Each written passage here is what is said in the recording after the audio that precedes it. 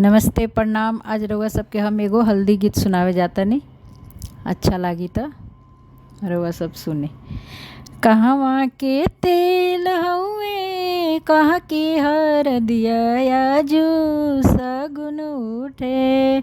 कहवा के तेल हउए कहाँ के हरदिया आज सगुन उठे।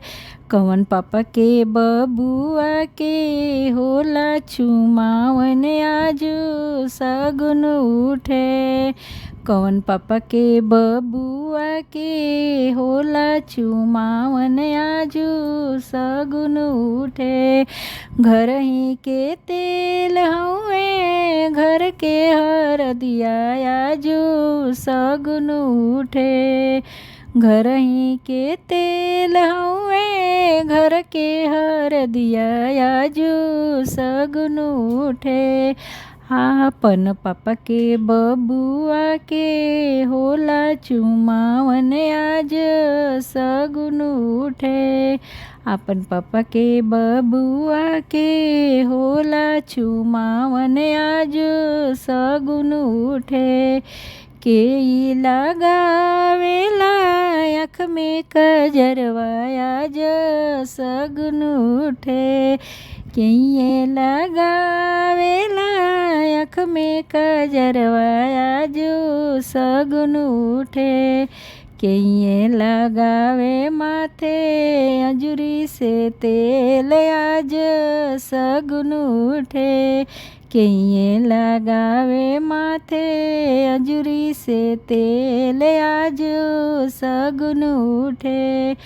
फुआ लगावेली आँख में कजरवा आज सगुन उठे। भाभी लगावेली आँख में कजरवा आज सगुन उठे।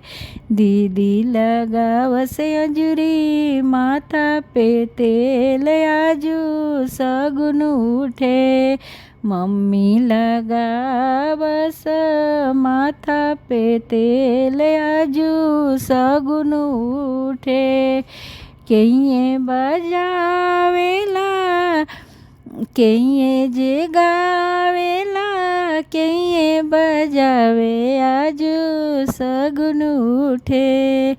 के जे गावेला के बजावे आजू सगुन उठे। के जे देवेला भर भर आशीष आज सगुन उठे। फुआ जे गावेली फूफा बजावस आजू सगुन उठे। दीदी जे गावेली जीजा बजावस आज सगुन उठे। घर परिवार देला भर भर आशीष आजू सगुन उठे।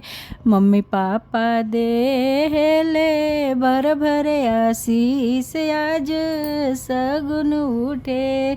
चाचा चाची देवेला भर भर आशीष आज सगुन उठे। अच्छा लागल हो तो हमारा चैनल के लाइक सब्सक्राइब और बेल आइकन जरूर दबाएब लोग। नमस्ते।